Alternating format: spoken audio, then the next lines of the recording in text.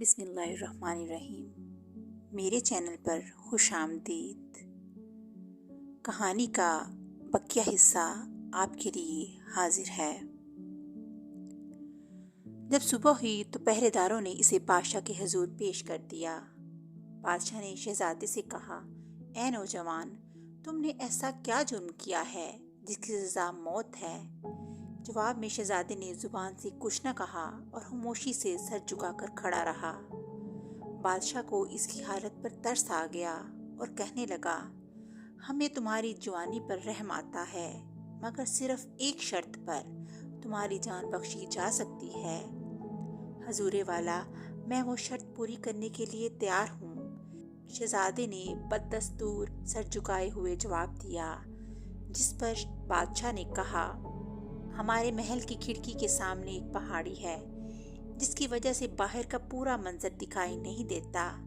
تمہاری جان بخش دی جائے گی اگر تم 8 دن کے اندر اس پہاڑی کو کاٹ کر رکھ دو اور کھود کر وہاں کی زمین ہموار کر دو تاکہ ہم باہر کے پورے منظر سے لطف اندوز ہو سکیں۔ تمہارے بچنے کی یہی ایک صورت ہے۔ اگرچہ شہزادے کے لیے یہ کام مشکل ہی نہیں بلکہ ناممکن تھا، لیکن اس کے سوا اور کوئی چارہ بھی نہ تھا، لہٰذا وہ مجبور تھا۔ اگر وہ یہ شرط پوری نہ کرتا تو موت کے منہ میں چلا جاتا۔ اس لیے اس نے عرض کیا، مجھے منظور ہے، میں شرط پوری کرنے کے لیے تیار ہوں۔ بادشاہ نے اسی وقت شہزادے کو 8 دن کی مہلت دے دی اور شاہی خادم اسے پہاڑی کے پاس لے گئے تاکہ وہ اپنا کام شروع کر سکیں۔ شہزادے نے گدال لیا اور پہاڑی کھودنے میں مصروف ہو گیا۔ حالانکہ وہ اچھی طرح جانتا ہے کہ وہ 8 دن کے اندر پہاڑی کو کاٹ اور کھود کر ہموار نہیں کر سکتا، اس کے باوجود اس نے ہمت نہ ہاری اور ایک لمحہ ضائع کیے بغیر دن رات مسلسل محنت کرتا رہا۔ یہاں تک کہ اس طرح کام کرتے ہوئے اسے 7 دن اور 7 راتیں گزر گئیں، مگر ابھی تک پہاڑی کا تھوڑا سا حصہ ہی وہ کھود سکا تھا۔ اس کی مہلت میں صرف 1 دن اور 1 رات باقی تھی اور پہاڑی جوں کی توں کھڑی تھی۔ یہ دیکھ کر شہزادہ مایوس ہو گیا، اپنے آپ سے کہنے لگا، ساری محنت ضائع ہو گئی اور اب موت یقینی ہے۔ شام کے وقت اس نے بالکل ہی ہمت ہار دی تھی۔ وہ نا امید ہو کر اداس بیٹھا ہوا تھا کہ ایک طرف سے اس کی دوست لومڑی آ گئی۔ اس نے اس کو اس قدر مایوس دیکھا اور تسلی دیتے ہوئے کہنے لگی، تم نے ایک بار پھر میرے مشورے پر عمل نہیں کیا اور ایک نئی مصیبت میں گرفتار ہو گئے۔ بہرحال مایوس ہونے کی ضرورت نہیں، خدا بڑا کارساز ہے۔ پھر وہ بڑی ہمدردی سے بولی، تم بہت تھکے ہوئے ہو، رات ہو رہی ہے، سو جاؤ، میں تمہاری جگہ کام کرتی ہوں۔ شہزادہ ایک تو 7 دن اور 7 راتوں سے مسلسل کام کرتے ہوئے نڈال ہو گیا تھا، دوسرا اب اسے امید بھی نہیں رہی تھی، اس لیے وہ ایک طرف زمین پر لیٹ گیا اور تھوڑی دیر میں گہری نیند میں سو گیا۔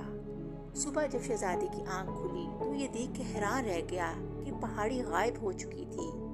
اس کی جگہ ہموار زمین نظر آ رہی تھی۔ چند لمحوں تک اسے اپنی آنکھوں پر یقین نہیں آیا۔ وہ بار بار پھٹی پھٹی آنکھوں سے ادھر ادھر دیکھتا رہا۔ اسے کچھ سمجھ نہیں آ رہا تھا، یہ سب کیسے ہوا؟ آخر اسے یقین کرنا ہی پڑا، کیونکہ یہ سب کچھ ہو چکا تھا اور وہ اپنی آنکھوں سے یہ سب کچھ دیکھ رہا تھا۔ پھر یہ نہ ہونے والی بات پہلی بار نہیں ہوئی تھی، اس سے پہلے بھی لومڑی نے کئی بار اس کی مدد کی تھی جو ناقابل یقین تھی۔ آخر شہزادہ اٹھا اور خوشی خوشی بادشاہ کے پاس گیا اور باادب ہو کر عرض کیا، حضور، میں نے آپ کی شرط پوری کر دی، اب شہزادی مجھے عطا کر دی جائے۔ اس کی بات سن کر بادشاہ کو بھی یقین نہ آیا، لیکن خادموں نے اس کی تصدیق کر دی اور خود بادشاہ نے بھی کھڑکی سے دیکھا کہ پہاڑی غائب ہو چکی ہے، اس کی بجائے ہموار زمین نظر آ رہی ہے۔ واقعی پہاڑی ختم ہو چکی تھی۔ یہ دیکھ کر بادشاہ بہت خوش ہوا اور شہزادے کو شاباش دی۔ اے نوجوان، ہم تمہاری ہمت سے بہت خوش ہوئے، تم نے اپنی شرط پوری کر دی، اب ہم بھی اپنا وعدہ پورا کرتے ہیں اور شہزادی کو تمہارے سپرد کرتے ہیں۔ چنانچہ شہزادے کو شہزادی مل گئی اور وہ اسے لے کر چل دیا۔ अभी वो थोड़ी दूर ही गया था कि इसके सामने लोमड़ी आ गई और शहजादे को कहने लगी, तुमने अच्छा किया शहजादी को ले आए, मगर ये बात याद रखना कि सोने का घोड़ा सिर्फ शहजादी के साथ ही जा सकेगा। इसके बगैर इसको साथ ले जाना नामुमकिन होगा। लोमड़ी की ये बात सुनकर शहजादे ने पूछा, ये तो और भी अच्छा है, लेकिन ये सब कैसे होगा? अगर तुम मेरी बात और से सुनो, इस पर अमल करो तो ये बहुत जल्द हो जाएगा। वो कैसे? मुझे बताओ, अब मैं तुम्हारी हर बात सुनूंगा। शहजादा बेताबी से बोला, जिसके जवाब में लोमड़ी ने कहा, जब तुम इस बादशाह के पास जाओ जिसके पास सोने का घोड़ा है और जिसने तुम्हें सोने के महल से शहजादी लाने के लिए भेजा था, तो वो तुमसे पूछेगा, क्या तुम शहजादी को ले आए? जवाब में तुम कहना, हाँ ये रही शहजादी। और जब शहजादी को अपने सामने देखेगा तो बहुत खुश होगा और इसी वक्त सोने का घोड़ा मंगवाएगा कि तुम्हें तोहफे में दे दे। जब घोड़ा आ जाए तो तुम इस पर सवार हो जाना और घोड़े की पुश्त पर बैठे बैठे रुखसती के लिए लोगों से हाथ मिलाना। दूसरों से हाथ मिलाने के बाद सबसे आखिर में शहजादी से भी इसी तरह हाथ मिलाना, जैसे तुम इसे खुदा हाफिज कह रहे हो। जो ही शहजादी तुमसे हाथ मिलाए, इंतहाई फुर्ती से शहजादी को उठाकर अपने पीछे घोड़े पर सवार कर लेना और फिर घोड़े को जिस कदर तेज दौड़ा सको दौड़ाते जाना और वहाँ से जल्दी निकल आना। इस तरह अगर वो तुम्हारा पीछा भी करेंगे तो तुम्हें पकड़ नहीं सकेंगे, क्योंकि सोने का घोड़ा आंधी से भी ज़्यादा तेज दौड़ता है और कोई इसको नहीं पकड़ सकेगा। तुम्हारे मशवरे का शुक्रिया, मैं ऐसा ही करूँगा। शहजादे ने लोमड़ी का शुक्रिया अदा किया और शहजादी को लेकर इस बादशाह की तरफ रवाना हो गया।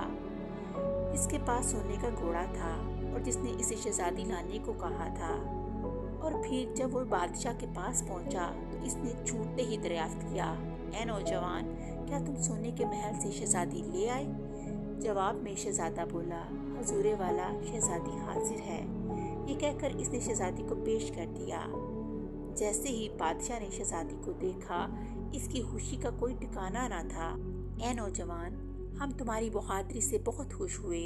और इसके साथ ही इसने हाथों को हुक्म दिया, सोने का घोड़ा लेकर आओ, इसी वक्त नौजवान के सुपुर्द कर दो। हुक्म की देर थी, इसी वक्त सोने का घोड़ा हाजिर हो गया। जैसे ही घोड़ा लाकर शहजादे के सुपुर्द किया गया, इसने झुककर बादशाह का शुक्रिया अदा किया और लपक कर इस पर सवार हो गया।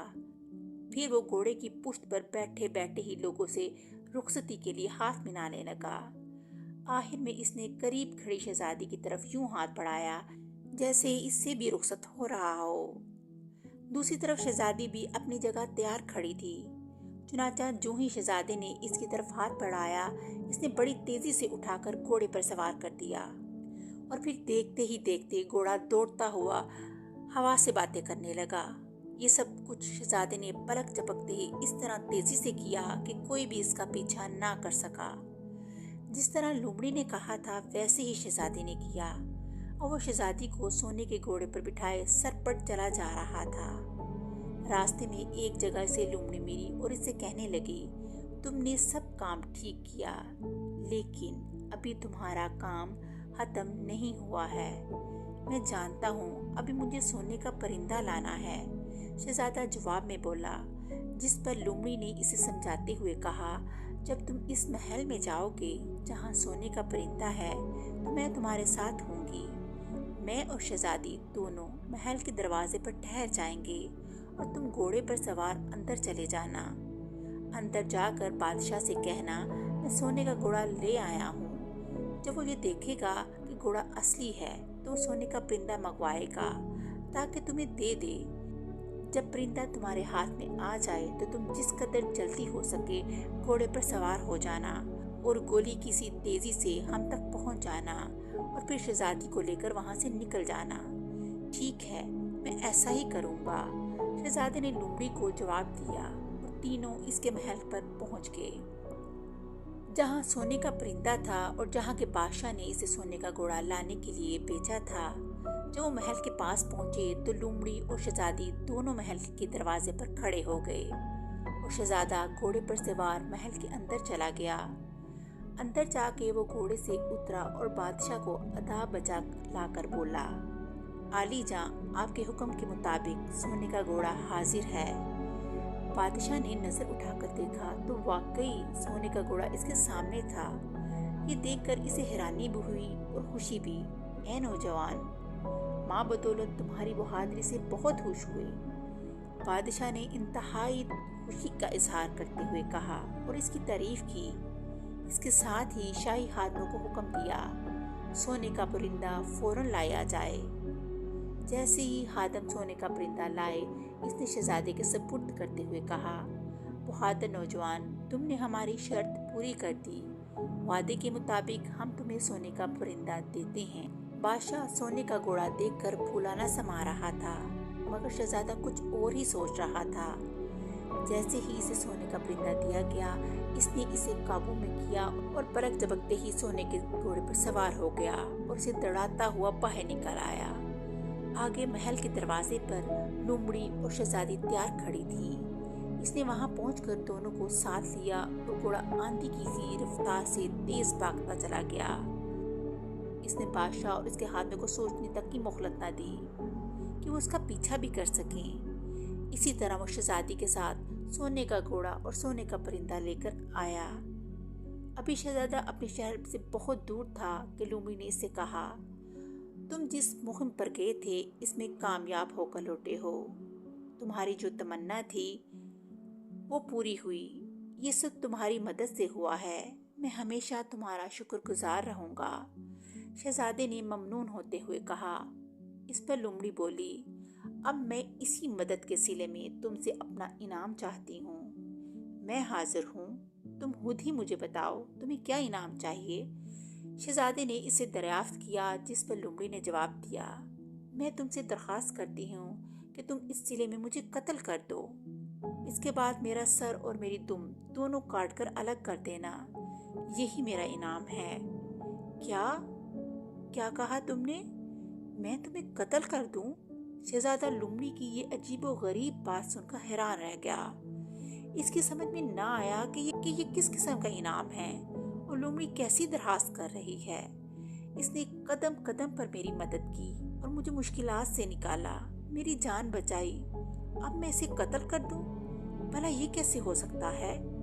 इसके एहसान का बदला चुकाने का ये कौन सा तरीका है? यही कुछ सोचते हुए वो ताज्जुब से लोमड़ी की तरफ देखते हुए बोला, ये कैसे मुमकिन है? तुमने मुझ पर इतने एहसानात किए, मैं तुम्हारे साथ ऐसा सलूक कैसे करूं? नहीं, हरगिज नहीं, मैं ये कभी नहीं कर सकूंगा। मगर मेरी ख्वाहिश यही है, तुम मुझे कत्ल करके मेरा सर और मेरी दुम काट कर अलग कर दो। मैं तुमसे एक बार फिर इल्तिजा करती हूँ, मेरी तमन्ना पूरी करो। लोमड़ी ने मिन्नत की, लेकिन शहजादे ने ऐसा करने से कतई इनकार कर दिया। कहने लगा, मैं ऐसा हरगिज नहीं कर सकता, मैं एहसान फरामोश नहीं हूँ। अगर तुम ऐसा नहीं कर सकते तो फिर हम एक दूसरे से जुदा होते हैं। लोमड़ी ये कहकर कुछ देर के लिए खामोश हो गई और फिर कहने लगी, बाहर सूरत में जाते जाते तुम्हें एक और मशवरा देती हूँ, मेरी बात गौर से सुनो। अगर मेरे मशवरे पर अमल ना किया तो तुम फिर पछताओगे। नहीं, मैं तुम्हारी नसीहत पर जरूर अमल करूंगा। शहजादे ने इसकी तरफ मुतवज्जे होते हुए कहा।